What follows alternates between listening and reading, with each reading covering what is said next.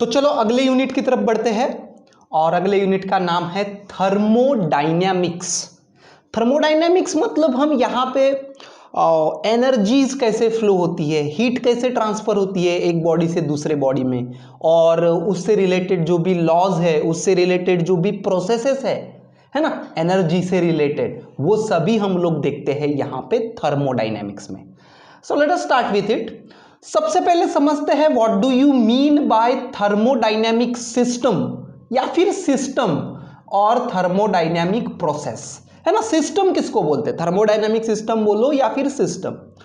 System मतलब क्या होता है जनरली, सिस्टम मतलब जिसके बारे में हम लोग स्टडी कर रहे हैं, है ना, जिसके बारे में हम लोग इंटरेस्ट लेके उसके ऊपर एक्सपेरिमेंट कर रहे हैं, that is nothing but system, है ना। सिस्टम मतलब कोई एक ऑब्जेक्ट हो सकती है या फिर ग्रुप ऑफ ऑब्जेक्ट हो सकती है जिसके एनर्जी के फ्लो के बारे में आप लोग स्टडी कर रहे हैं, है ना। तो सिस्टम मतलब ऐसी कोई चीज नहीं, सिस्टम मतलब ऑब्जेक्ट है जिसको आप स्टडी कर रहे हैं, वो किस प्रकार से एनर्जी ट्रांसफर कर रही है ना, उसमें कितनी एनर्जी आ रही है, वो सभी चीजों की जो स्टडी कर रहे हैं आप लोग, तो वो ऑब्जेक्ट या फिर ग्रुप ऑफ ऑब्जेक्ट जिसके बारे में आप स्टडी कर रहे हैं, that is nothing but system. जैसे फॉर एग्जांपल देखो, मान के चलो आप एसी के बारे में पढ़ रहे हैं, एयर कंडीशन के बारे में, तो एयर कंडीशन हो गई एक सिस्टम, है ना। उसके जितने भी कंपोनेंट्स आ गए एयर कंडीशन के, वो उस सिस्टम का पार्ट हो गए।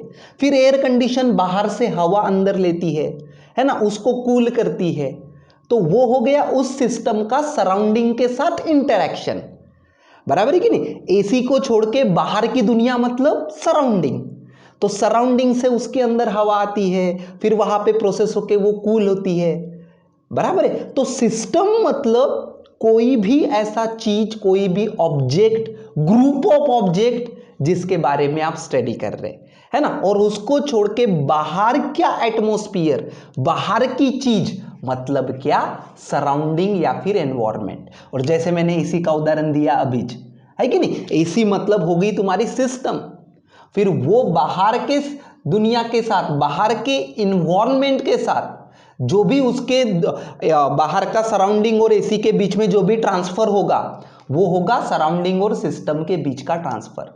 तो सिस्टम मतलब क्या, कोई भी एक ऐसी ऑब्जेक्ट या फिर ग्रुप ऑफ ऑब्जेक्ट जिसके बारे में आप स्टडी कर रहे हैं, और वो जो सिस्टम है वो एनर्जी कहां से ट्रांसफर कर सकती है, वो अपनी एनर्जी सराउंडिंग में दे सकती है, किसी दूसरे सिस्टम को दे सकती है, या फिर किसी दूसरे सिस्टम से एनर्जी ले सकती है, है ना, सराउंडिंग से एनर्जी ले सकती है। ओके, तो जनरली जैसे मैंने कहा कि ये वाले यूनिट में हम लोगों को ट्रांसफर ऑफ एनर्जी वगैरह के बारे में ही पढ़ना है, और ये वाले यूनिट में हमारी जो सिस्टम है ना, सिस्टम मतलब हम लोग यहाँ पे गैसेस के बारे में पढ़ने वाले हैं। जनरली हमारी सिस्टम मतलब क्या होने वाली है, गैस, है ना। लास्ट टाइम भी जैसे हम लोगों ने काइनेटिक थ्योरी ऑफ गैसेस देखा, ठीक है ना, तो उसी का कंटिन्यूएशन है ये बेसिकली, ठीक है। तो हमारे लिए सिस्टम मतलब क्या है, गैस। जनरली हम लोग इस यूनिट में सिस्टम मतलब गैस मान के चलेंगे, ठीक है ना।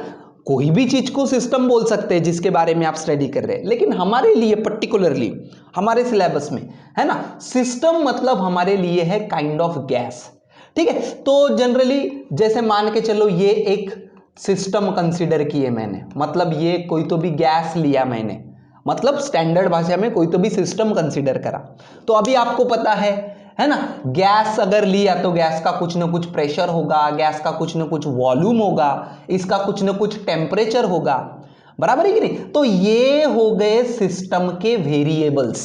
हमारे लिए सिस्टम मतलब क्या है, ये सिस्टम है, ये जो भी कंटेनर में आपने गैस लिया, है ना, जो भी चीज में आपने ये गैस कंसीडर कर रहे, ये हमारे लिए एक सिस्टम है। तो उस गैस का कुछ प्रेशर है, कुछ टेम्परेचर है, कुछ वॉल्यूम है, तो ये क्या हो गए सभी, ये हो गए उसके वेरिएबल्स, है ना, थर्मोडायनेमिक वेरिएबल्स हो गए इसके। कितना प्रेशर है इस गैस का, कितना वॉल्यूम है, उससे ये वाली सिस्टम डिफाइन हो गई, है ना। तो इनको क्या बोलेंगे हम लोग, वेरिएबल्स, सिस्टम के वेरिएबल्स, है ना। और ये सिस्टम के वेरिएबल के ऊपर से हमारे सिस्टम की क्या स्टेट है ये हमको पता है, कौन से स्टेट में है हमारी सिस्टम फिलहाल, है ना, हमारे सिस्टम का फिलहाल प्रेशर क्या है, हमारे सिस्टम का फिलहाल वॉल्यूम क्या है, तो वो क्या हो गया, उस सिस्टम की state, it is the state of system, कौन सी फिलहाल स्टेट में हो, है कि नहीं, मतलब कौन से क्या उसका फिलहाल करंट स्टेटस है, that is nothing but state. ठीक है, जैसे मैंने एक सिंपल सी सिस्टम यहां पे निकाल के दिखाई है आपको कि अगर कोई तो भी गैस कंसीडर करते तो हमारे लिए गैस मतलब सिस्टम ही है, ठीक है ना। तो उसका मान के चलो प्रेशर है कुछ तो भी अज्यूम करो, प्रेशर है 30, ठीक है ना, न्यूटन पर मीटर स्क्वायर, वॉल्यूम है उसका कुछ तो भी 40 मीटर क्यूब, टेम्परेचर है उसका कुछ तो भी 320 केल्विन। तो ये क्या होगी, ये हो गए सिस्टम के वेरिएबल्स, और ये तीनों से हमारे सिस्टम की स्टेट डिफाइन हो गई, ठीक है ना। फिर मान के चलो ये वाले सिस्टम को आपने हीट दिए, तो उस हीट की वजह से अंदर का टेम्परेचर बढ़ गया, 320 से होके 600 केल्विन हो गया, प्रेशर कुछ तो भी ऐसा 20 हो गया, प्रेशर कम हो गया, वॉल्यूम मान के चलो बढ़ गया। तो इसका मतलब क्या हो गया, अभी कुछ तो भी आपने यहां पे प्रोसेस किए, ये वाले थर्मोडायनेमिक सिस्टम में अभी आपने कुछ तो भी प्रोसेस किए, बाहर से हीट दिए मतलब कुछ तो भी प्रोसेस दिए। तो बिकॉज ऑफ दैट प्रोसेस ये वाले थर्मोडायनेमिक की स्टेट चेंज हो गई, है ना। पहले इतनी थी स्टेट इसकी, 30 था प्रेशर, 40 था वॉल्यूम, अभी ये इसकी स्टेट ये वाली हो गई, है ना। अभी इसका प्रेशर 20 है, जस्ट समझने के लिए, जस्ट प्रेशर 20 है, वॉल्यूम 60 है, टेम्परेचर 600 हो गया। तो ये अभी सिस्टम एक स्टेट से दूसरे स्टेट में चला गया, उसका प्रेशर टेम्परेचर वॉल्यूम कुछ तो भी चेंज हो गया। तो थर्मोडायनामिक प्रोसेस मतलब क्या, कोई भी ऐसी एक्टिविटी, जैसे यहां पे आपने इस चीज को हीट दिए, है ना, तो थर्मोडायनामिक प्रोसेस मतलब क्या, any activity which changes the thermodynamic state, है ना, the state of the system is nothing but thermodynamic process. Simple simple definitions है, बराबर है कि नहीं। क्या है थर्मोडायनामिक प्रोसेस मतलब, it is any activity because of which the state of the system, state of the system मतलब उसका स्टेटस बदल जाएगा, पहले इतना था प्रेशर वॉल्यूम वगैरह, अभी इतना है, ठीक है। तो इसको बोलते हैं सिस्टम और इसको बोलते हैं प्रोसेस। तो चलो आगे बढ़ते हैं, सबसे पहले देखते हैं zeroth law of thermodynamics, zeroth law, है ना, फर्स्ट लॉ नहीं, पहले जीरोथ लॉ, ठीक है। तो एकदम सिंपल सा लॉ है ये zeroth law, if two systems are in thermal equilibrium. अभी देखो आगे पढ़ने से पहले मैं ये इक्विलिब्रियम क्या है वो भी बता देता हूं। इक्विलिब्रियम ये वर्ड आपके लिए नया नहीं है, इक्विलिब्रियम होना मतलब बैलेंस होना, जैसे हम लोगों ने रोटेशनल डायनामिक्स में भी देखे, इक्विलिब्रियम आया मतलब पूरे फोर्सेस का एडिशन जीरो हो गया, है ना, बैलेंस हो गई चीजें, that is nothing but equilibrium. तो थर्मल इक्विलिब्रियम मतलब क्या, थर्मल इक्विलिब्रियम, थर्मल मतलब टेम्परेचर, टेम्परेचर सेम होना मतलब थर्मल इक्विलिब्रियम। कोई भी दो सिस्टम, या फिर अगर कोई भी सिस्टम लेते, आप कोई भी ऑब्जेक्ट लेते और उसका सराउंडिंग लेते, है ना, तो अगर इन दोनों के बीच में कुछ भी हीट ट्रांसफर नहीं हो रही, इसका भी टेम्परेचर T है और सराउंडिंग का भी टेम्परेचर T है, तो क्या बोलेंगे हम लोग, यहां पे कौन सा इक्विलिब्रियम है, थर्मल इक्विलिब्रियम है। कोई गर्म चीज आप ऐसे रख देते हो तो थोड़ी देर के बाद बराबर वो ठंडी ठंडी होके सराउंडिंग के टेम्परेचर में आ जाती है, मतलब क्या आ गया, थर्मल इक्विलिब्रियम हो गया, है ना। फ्रिज से बर्फ निकाल के बाहर रख दिए, धीरे धीरे पिघलने लगता है और नॉर्मल टेम्परेचर पे आ जाता है, क्या आ गया, थर्मल इक्विलिब्रियम आ गया, ठीक है। तो थर्मल इक्विलिब्रियम मतलब सेम टेम्परेचर, टेम्परेचर नहीं बदल रहा, ठीक है ना, और ना कोई टेम्परेचर कांस्टेंट है तो ना हीट ट्रांसफर नहीं हो रही, है ना। जैसे लास्ट यूनिट में भी देखे थे, हीट मतलब क्या, it is a form of radiation. तो टेम्परेचर अगर कम ज्यादा है तो क्या होंगे, हीट ट्रांसफर होगी, रेडिएशन ट्रांसफर्स होंगे, बराबर कि नहीं।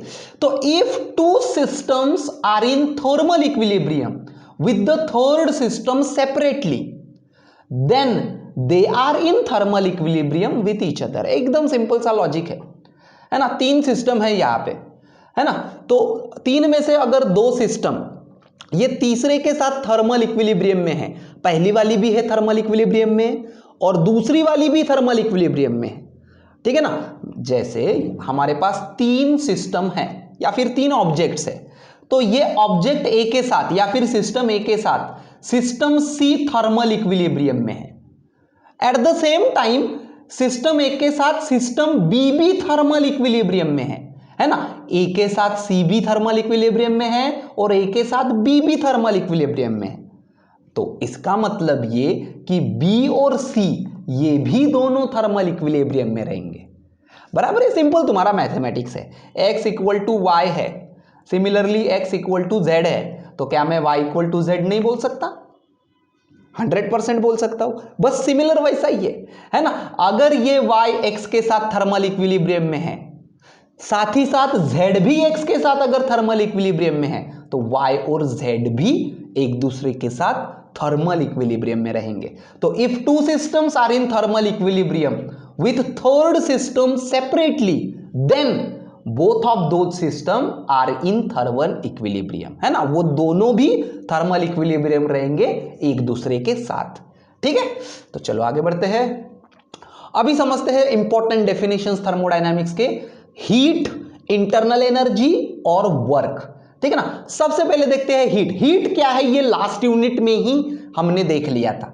हीट मतलब फॉर्म ऑफ एनर्जी है, फॉर्म ऑफ रेडिएशन एनर्जी। जैसे मैंने सन और अर्थ का उदाहरण दिया था, है ना। सन से लाइट आती है, लेकिन सन की वजह से जो रेडिएशंस आते हैं उसकी वजह से हमको यहाँ पे हीट महसूस होती है ना, एनर्जी आती है हमारे यहाँ पे। तो हीट मतलब क्या? हीट मतलब वो आग नहीं, हीट मतलब radiation energy. Heat is a form of energy that can be transferred from one object to other, या फिर from one system to surrounding, है ना। सराउंडिंग में भी जा सकती है। जैसे कोई गर्म चीज आप रखते हो यहाँ पे, तो थोड़ी देर के बाद उसकी हीट सराउंडिंग में जा जाके वो नॉर्मल टेम्परेचर पे आ जाएगी। ठीक है ना। तो हीट मतलब क्या? It is a form of energy, particularly radiation energy, है ना। It is form of energy that can be transferred from one object to other, या फिर from one system to other, या फिर from system to surrounding। Surrounding को भी एक system ही consider करो आप, है कि नहीं। ये अगर कोई सिस्टम है आपकी, कोई ऑब्जेक्ट है, तो उसके बाहर की सराउंडिंग मतलब, है ना, यहां पे हीट जा सकती है लाइक दिस, या फिर यहां से इधर ला सकती है। ठीक है, तो ऑब्जेक्ट के बाहर जो भी है वो है सराउंडिंग। तो सराउंडिंग के साथ भी हीट का ट्रांसफर हो सकता है। ठीक है ना। सिंपल सा उदाहरण जैसे मैंने दिया था, गर्म चीज को रखोगे तो थोड़ी देर में नॉर्मल टेम्परेचर पे आ जाती है। क्यों? क्योंकि वो चीज, वो सिस्टम तुम्हारी किसके साथ हीट ट्रांसफर कर रही है? सराउंडिंग के साथ, एटमॉस्फेयर के साथ। ठीक है, तो हीट मतलब क्या? It is form of energy that can be transferred from one object to other, या फिर one object to surrounding.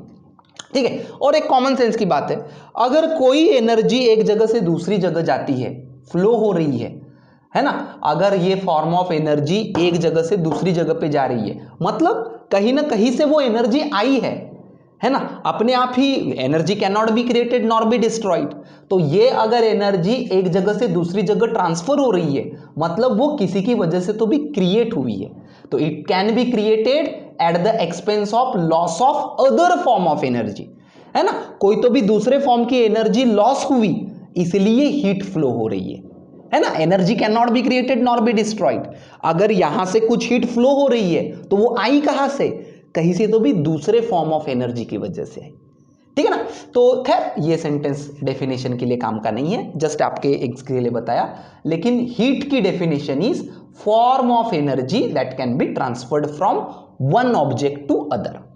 Internal energy, internal energy की डेफिनेशन क्या है? देखो देखो, जैसे मैंने शुरुआत में ही बताया कि इस यूनिट में हमारे लिए सिस्टम मतलब क्या है? गैस, है ना। जो भी गैस कंसीडर करेंगे हम लोग, ये है हमारे लिए सिस्टम। गैस के रहते मॉलिक्यूल्स। और पिछले यूनिट में देखा हमने कि गैस के मॉलिक्यूल्स जो है वो कंटिन्यूअसली रैंडम मोशन में रहते हैं, है कि नहीं। कंटिन्यूअसली रैंडम मोशन में रहते, है ना। तो उनके रैंडम मोशन की वजह से यहां पे काइनेटिक एनर्जी आती है, या फिर इस सिस्टम में कुछ एनर्जी रहती है।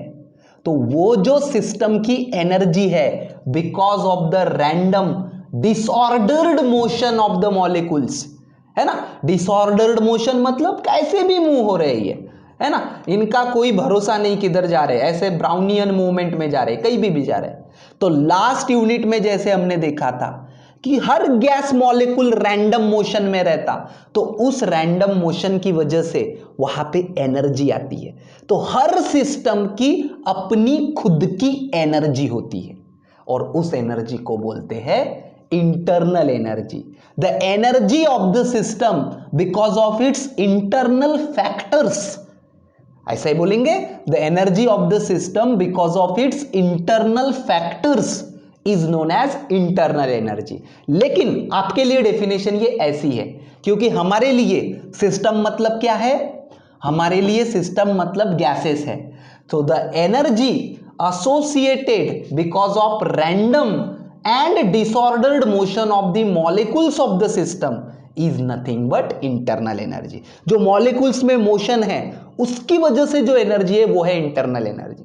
अभी आप बोल सकते हैं सर अभी गैसेस नहीं, सिस्टम तो जनरल भी हो सकती है, सॉलिड लिक्विड कुछ भी हो सकती है ना, तो उस समय energy associated with their molecules, potential energy वगैरह कंसीडर करते हैं, ठीक है ना। लेकिन हमारे लिए इंटरनल एनर्जी मतलब आप ऐसे डिफाइन करो, it is the energy associated because of random motion of molecules, ठीक है। एनर्जी ही है ना, सिस्टम की खुद की एनर्जी है, ना बाहर से मिली उसको, ना कहीं से कुछ हुआ, है ना, उसके अंदर के मॉलिक्यूल्स की वजह से ही है वो एनर्जी, पहले से ही है उसमें, ठीक है ना, वो हो गई इंटरनल एनर्जी।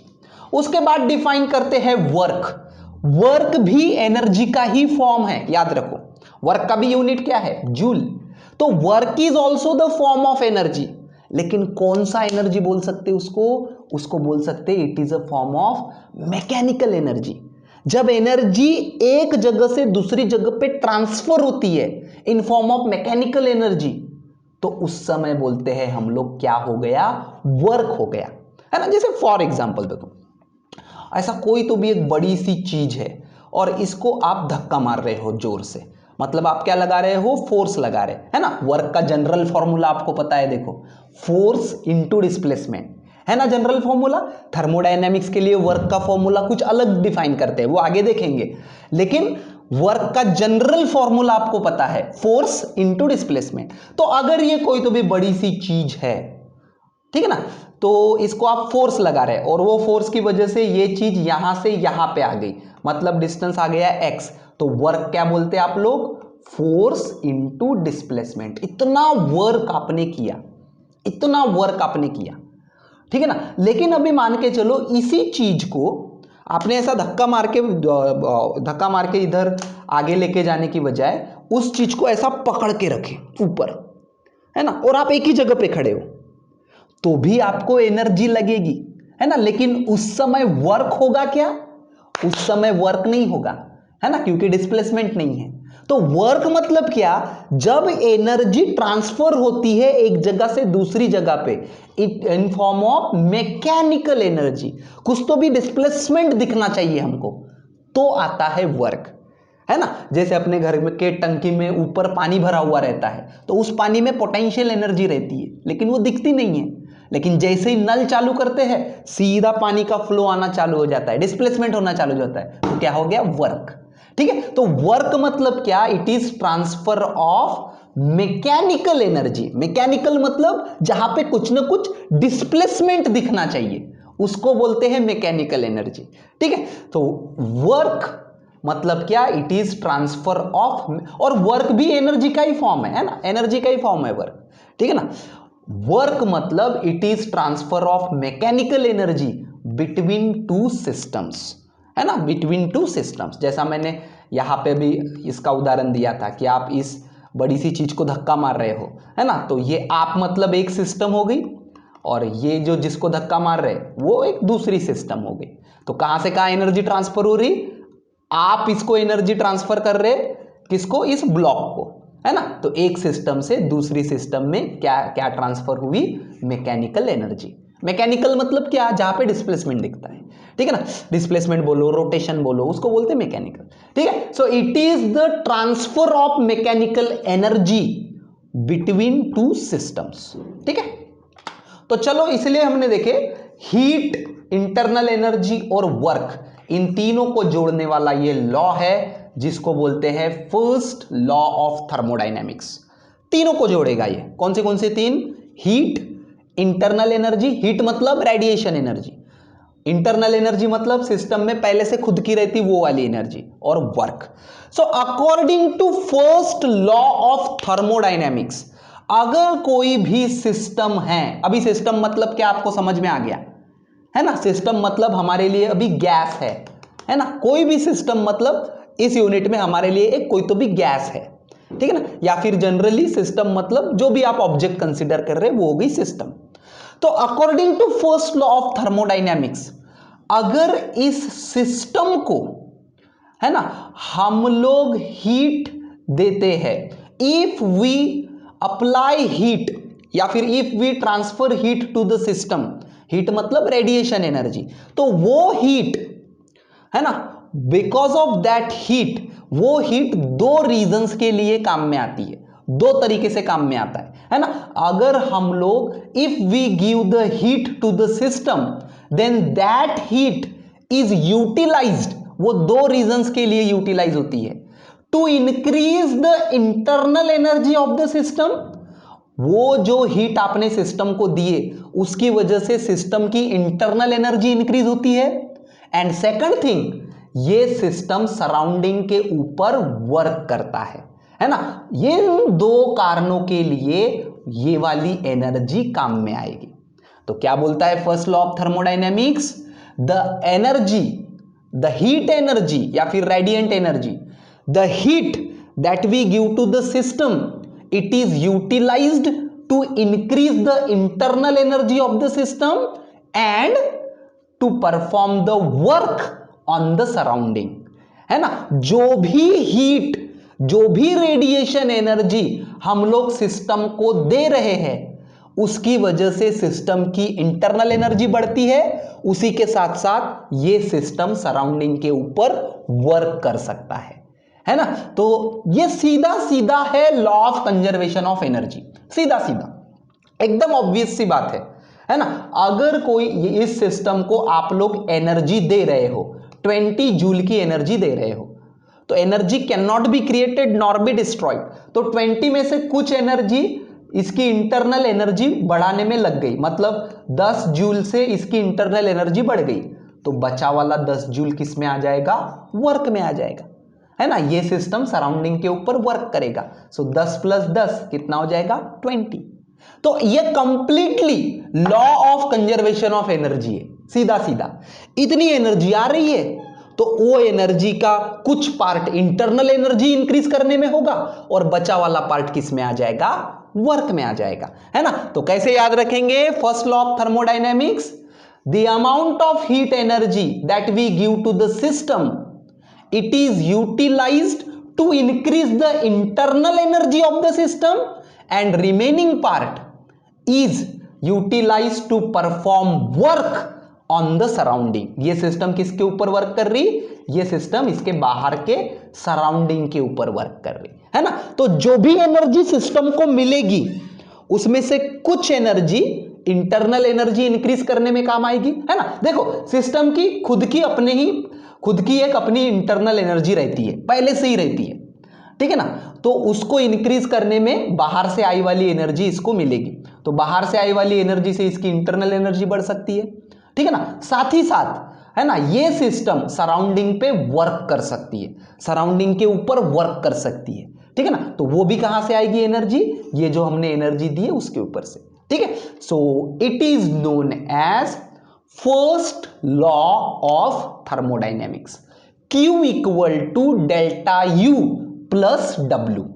Q मतलब heat that we supply to the system, जो हीट हम लोग सिस्टम को दे रहे हैं, है ना, the heat that we supply to the system. Delta U मतलब increase in the internal energy, और W मतलब work done by the system, ठीक है ना। तो according to law of conservation सीधा सीधा हिसाब है, जितनी भी हीट आप सिस्टम को दोगे Q, उसमें से कुछ पार्ट किसके लिए काम में आएगा, इंटरनल एनर्जी बढ़ाने के लिए काम में आएगा, और बचा वाला जो एनर्जी है वो किस काम में आएगा, वर्क करने में काम आएगा, है ना। तो जो भी एनर्जी आप दोगे सिस्टम को बाहर से, है ना, जो भी एनर्जी हीट एनर्जी देंगे तो उसका कुछ पोर्शन इंटरनल एनर्जी बढ़ाने के काम आएगा और कुछ पोर्शन सिस्टम क्या करेगी, सराउंडिंग के ऊपर वर्क करेगी।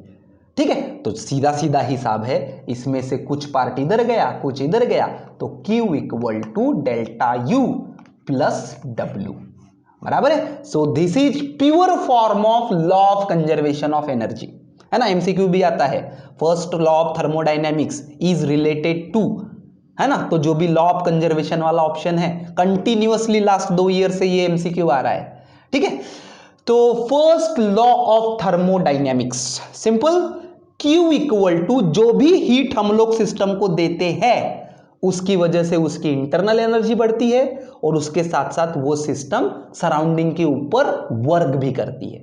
लेकिन ना कभी कभी उल्टा भी हो सकता है, हम लोग अभी क्या है, बाहर से एनर्जी सिस्टम को दे रहे हैं, उसकी वजह से उसकी इंटरनल एनर्जी बढ़ रही है और ये सिस्टम सराउंडिंग के ऊपर वर्क कर रहा है। सराउंडिंग के ऊपर वर्क कर रहा है मतलब कैसा, देखो ऐसा समझो, है ना। मान के चलो ये कोई तो भी गैस भरा है हमने इसके अंदर और ये कुछ तो भी पिस्टन है, पिस्टन समझता नहीं, है ना, ये पिस्टन है और यहां पे कुछ तो भी गैस है। ठीक है, तो आपने जो एनर्जी दिए हीट एनर्जी, उसकी वजह से इसका वॉल्यूम बढ़ा और वॉल्यूम बढ़ने के कारण ये पिस्टन ऊपर गया। मतलब किसने वर्क किया, ये वाले गैस ने सराउंडिंग के ऊपर वर्क किया, है ना। तो ये हो गया work done by the system, ठीक है ना। और ये क्यों हुआ वर्क, क्योंकि आपने इधर बाहर से हीट सप्लाई करे। लेकिन उल्टा भी हो सकता है ना, अगर ये पिस्टन हमने बाहर से दबाया ऐसे, तो अभी वर्क किसके ऊपर हो रहा है, अभी सिस्टम के ऊपर वर्क हो रहा है, उसका वॉल्यूम कम होगा। तो उल्टा भी हो सकता है, सिस्टम के ऊपर वर्क हो रहा है तो उस समय फिर हीट हमको सप्लाई नहीं करनी पड़ेगी इसको, यहां से हीट अभी बाहर निकलेगी, है ना, हीट रिलीज होगी। तो सिस्टम से हीट रिलीज भी हो सकती है, ठीक है ना। हमेशा हम लोग सिस्टम को हीट सप्लाई ही करेंगे ऐसा नहीं है, वहां से हीट रिलीज भी हो सकती है, बाहर भी निकल सकती है। कब, अगर ये उल्टी दिशा में जाए तो, है ना। अगर हम लोग सिस्टम के ऊपर वर्क करें तो उसकी वजह से हीट रिलीज भी हो सकती है। तो इसीलिए यहां पे बरोबर साइन कन्वेंशन फॉलो करना, साइन कन्वेंशन है कि नहीं। दोनों तरीके पॉसिबल है, हम लोग सिस्टम को हीट दे भी सकते हैं बाहर से या फिर सिस्टम से हीट निकल भी सकती है, ठीक है ना। तो प्लस कब लेना माइनस कब लेना ये बराबर पता होना चाहिए। वर्क सिस्टम सराउंडिंग के ऊपर कर सकती है, मतलब work done by the system, या फिर हम लोग बाहर से वर्क कर सकते हैं, जैसे ये उल्टी दिशा में बताया, है ना। अभी ये इधर से बाहर से एनर्जी आ रही है, इंटरनल एनर्जी बढ़ रही है और वर्क हो रहा है। लेकिन उल्टा भी हो सकता है, इधर से वर्क किया, इंटरनल एनर्जी कम हो गई और कुछ एनर्जी रिलीज भी हो गई, ऐसा भी हो सकता है, ठीक है ना। तो वर्क में भी बराबर पॉजिटिव नेगेटिव देखना पड़ेगा कि सिस्टम ने वर्क किया कि सिस्टम के ऊपर वर्क हुआ, है ना। अगर सिस्टम ने वर्क किया तो पॉजिटिव लेना पड़ेगा, तो पॉजिटिव नेगेटिव बराबर देखना पड़ेगा, किसका, क्यू का और डब्ल्यू का। पर फिर इंटरनल एनर्जी का तो क्या है, चेंज ही है, उसका पॉजिटिव नेगेटिव अपने आप ही बराबर आ जाता है, ठीक है ना। तो कैसे पॉजिटिव नेगेटिव बराबर याद रखोगे, देखो सबसे पहले क्यू के बारे में याद रखो। क्यों पॉजिटिव नेगेटिव आएगा समझा क्या, है ना, क्योंकि ये law of conservation of energy है, ठीक है ना। तो यहां पे हम लोग एनर्जी सिस्टम को दे भी सकते हैं या फिर वहां से एनर्जी निकल भी सकती है। तो एक ही इक्वेशन में वो दोनों चीजें कैसे निकालोगे, है ना। तो एक को पॉजिटिव करना पड़ेगा कंसीडर, दूसरे को नेगेटिव। तो क्यू मतलब जो एनर्जी हम लोग सिस्टम को देते हैं, है ना, अगर हम लोग बाहर से एनर्जी सिस्टम को देते हैं, सिस्टम में ऐड करते हैं एनर्जी, तो उसको लेना पॉजिटिव। लेकिन अगर सिस्टम से बाहर निकलती है एनर्जी, रिलीज होती है एनर्जी, है ना, बिकॉज ऑफ वर्क करने की वजह से बोलो या फिर कोई और रीजन से, तो सिस्टम से अगर एनर्जी रिलीज होती है तो वो वाले एनर्जी को लेना निगेटिव, ठीक है। पॉजिटिव किसको, अगर सिस्टम में एनर्जी डाल रहे हैं हम लोग तो पॉजिटिव, लेकिन सिस्टम से एनर्जी बाहर निकल रही है तो नेगेटिव। सिमिलरली वर्क का भी है, अगर सिस्टम खुद वर्क करती है सराउंडिंग के ऊपर, है ना, अगर सिस्टम खुद वर्क करती है bye the system, work done by the system, तो फिर उस वर्क को पॉजिटिव लेना, है ना। जैसा मैंने अभी पिस्टन का उदाहरण दिया था, हीट की वजह से वो गैस ने पिस्टन को ऊपर ढकेला, मतलब गैस ने वर्क किया, ठीक है ना। तो सिस्टम ने अगर वर्क किया, bye the system, work done by the system, तो उसको पॉजिटिव करेंगे। लेकिन आप लोग बाहर से सिस्टम के ऊपर वर्क कर रहे, है ना, जैसे पिस्टन बाहर से दबा रहे, तो वो क्या हो जाएगा, निगेटिव वर्क, है ना। अगर ऑन द सिस्टम वर्क है ना, सिस्टम के ऊपर वर्क है, तो उसको लेना निगेटिव, ठीक है। एक न्यूमेरिकल लेते हैं, उसके ऊपर से आपको ये क्लियर हो जाएगा। 104 joule work is done on certain volume of gas. Certain volume of gas मतलब सिस्टम, हमारे लिए सिस्टम। तो on the system, work done on the system, है ना, बराबर से पढ़ो, work done on the system. System ने किया क्या वर्क? नहीं, सिस्टम के ऊपर हो रहा है। ऑन द सिस्टम कितना वर्क हो रहा है? 104 जूल, इतना वर्क सिस्टम के ऊपर हो रहा है। तो चलो पॉजिटिव लेंगे कि नेगेटिव लेंगे? अब भी बताया, अगर सिस्टम ने वर्क किया, bye the system, work done by the system, तो उसको पॉजिटिव लेना। लेकिन ऑन द सिस्टम, खुद सिस्टम के ऊपर वर्क हुआ, तो उसको निगेटिव लेना। तो ये हो गया निगेटिव, ठीक है। आगे पढ़ो। If the gas releases 125 kilo joule of heat, यहां पे ना किलो जूल चाहिए, है ना, ये किलो जूल चाहिए, लिखने में गड़बड़ होगी, 104 किलो जूल, ठीक है ना। If gas releases 125 kilo joule of heat, ये सिस्टम एनर्जी रिलीज कर रही है, हीट रिलीज कर रही है, तो पॉजिटिव की निगेटिव, है ना। हीट अगर सिस्टम के अंदर ऐड हुई तो पॉजिटिव, लेकिन बाहर निकली, रिलीज हुई, तो निगेटिव। तो यहां पे हीट भी निगेटिव आएगी, -125 किलो जूल, और वर्क भी माइनस आएगा। क्यों दोनों माइनस आए? समझ गया? आ गया क्यों दोनों माइनस आए? समझ में आया, है ना। दोनों माइनस वो वाले कन्वेंशन की वजह से आए, ठीक है। तो ये भी माइनस, ये भी माइनस, बराबर से इंटरनल एनर्जी रखो, तो आपको आंसर मिलेगा -21। लेकिन आंसर लिखते समय सिर्फ आप 21 किलो जूल ऐसा ही लिखना, है ना। ऐसा लास्ट में जो आप फाइनल लिखते ना, तो क्योंकि चेंज पूछा है ना, देखो ना, प्लस हुआ कि माइनस हुआ उससे कोई मतलब नहीं, क्वेश्चन में सिर्फ क्या पूछा है? चेंज। तो change in internal energy is 21 kilo joule. अभी आपको समझ में आ गया, माइनस साइन है मतलब कम हो गई इसकी इंटरनल एनर्जी। कितनी तो भी पहले से थी उसकी इंटरनल एनर्जी, अभी 21 से कम हो गई।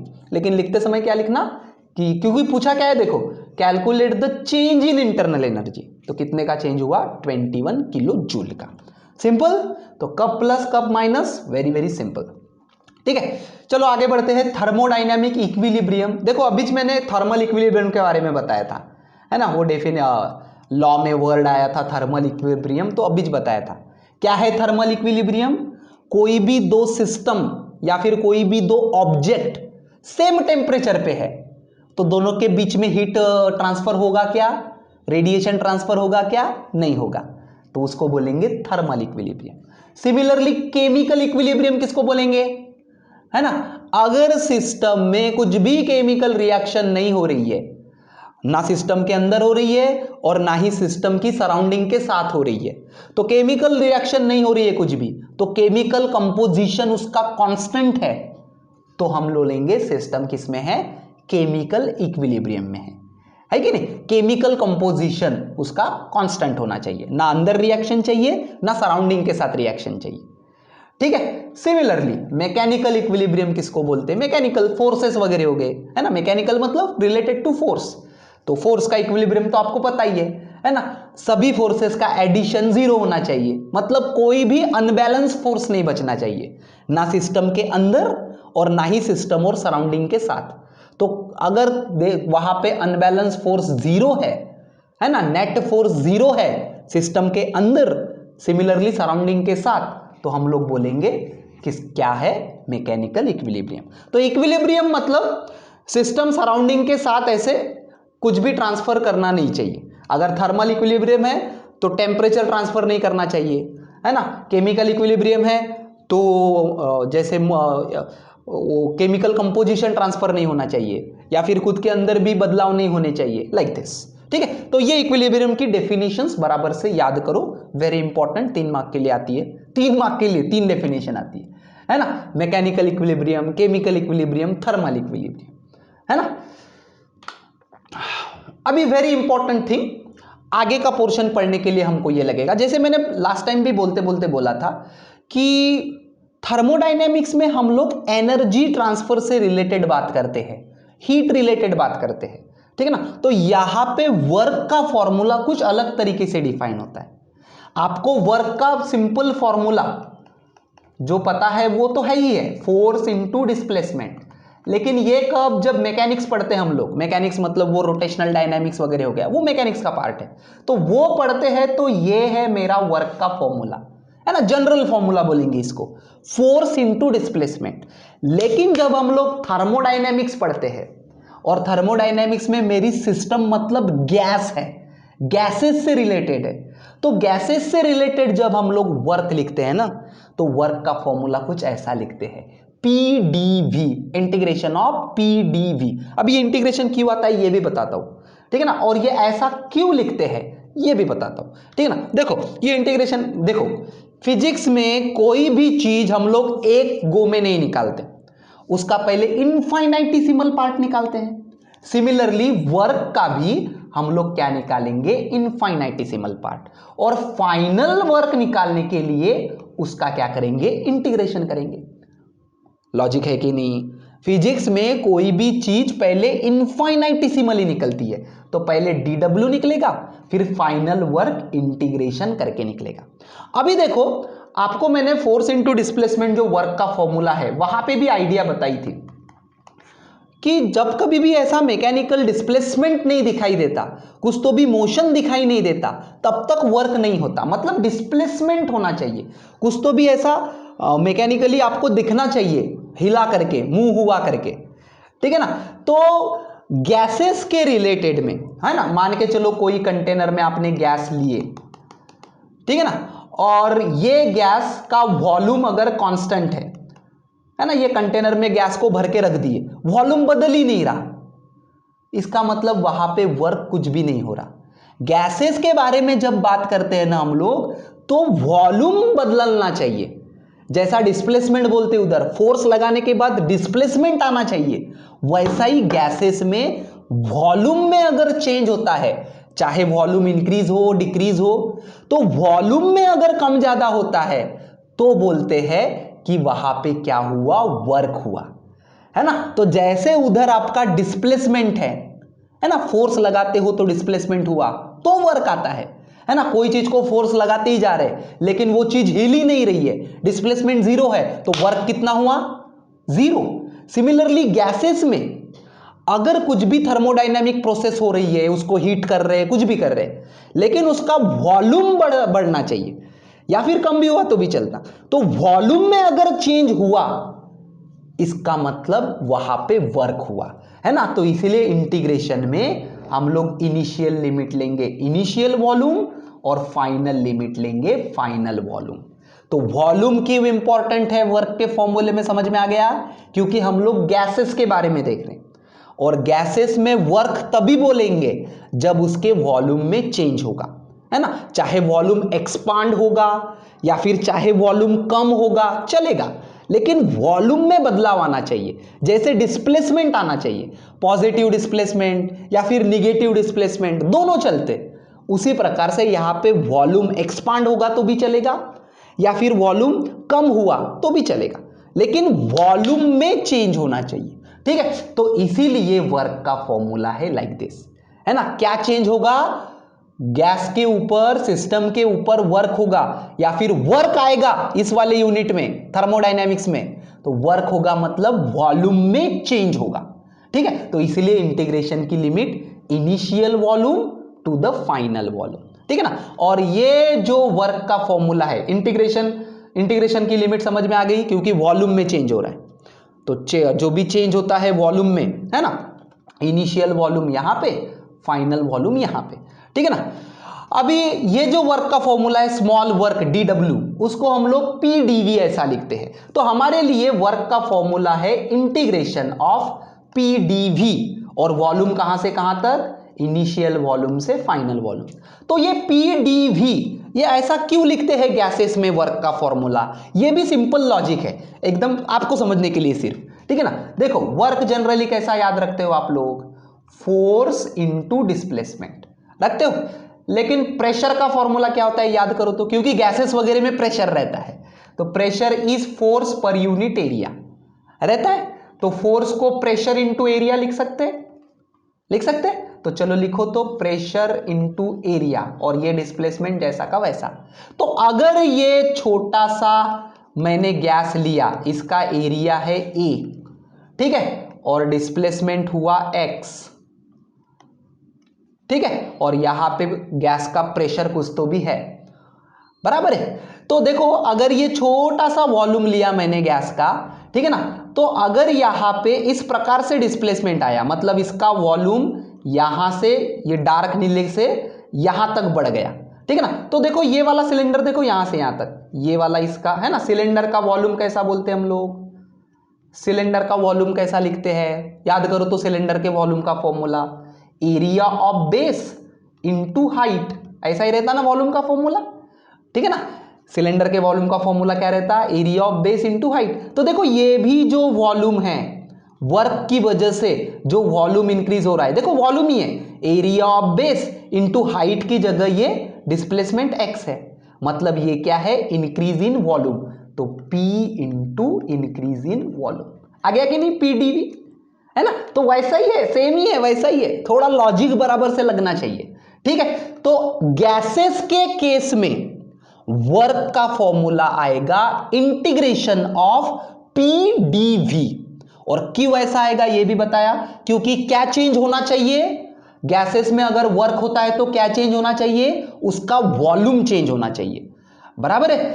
प्रेशर कांस्टेंट है कि नहीं है वो हमारी जिम्मेदारी नहीं, वर्क अगर चाहिए तो वॉल्यूम में चेंज होना चाहिए, तो कौन चेंज होगा, वॉल्यूम, तो इसलिए लिमिट्स किसकी आएंगी, वॉल्यूम की, है ना, V I by V A. अभी आप बोलेंगे सर ये पी को बाहर निकाल ले क्या इंटीग्रेशन के, पहले कैसे निकाल लेंगे, है ना, पी कांस्टेंट है ये अभी आपको पता थोड़ी है, अगर कोई सिस्टम में पी कांस्टेंट है तो बाहर निकलेगा, है ना, अदरवाइज पी ऐसा लिखने में, बाहर लिखने में अच्छा लगता है तो बाहर निकाले, ऐसा नहीं, ठीक है ना। तो कितना होगा वर्क हमारे थर्मोडायनेमिक सिस्टम में, क्या है वर्क का फॉर्मूला, इंटीग्रेशन ऑफ पीडीवी, और इंटीग्रेशन की लिमिट्स कहां से कहां तक, इनिशियल वॉल्यूम से फाइनल वॉल्यूम।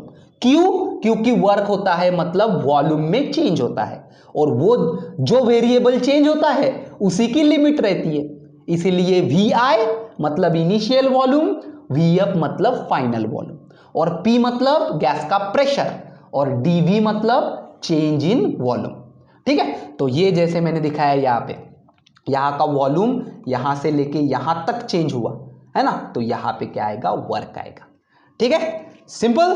तो ये वाले पेज नंबर्स पढ़ लेना 56 से लेके 60 तक।